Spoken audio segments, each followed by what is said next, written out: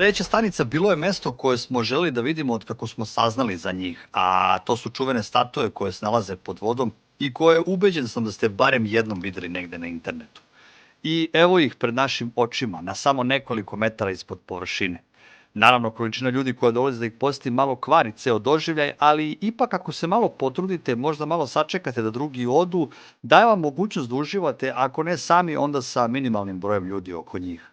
Statue su se pojavile, verovali ili ne, 2018. godine i postavio ih je britanski var Jason de Caires Taylor u plićaku kod ostrava Gili Man. Instalacija se sastoji od 48 figura u prirodnoj veličini koje stoje u krugu na morskom dnu. Napravljene su od materijala bezbednih za morski ekosistem, a ideja nije bila samo umetnička. Statue služe i kao veštački greben na kojem se vremenom razvijaju korali i naseljava morski život.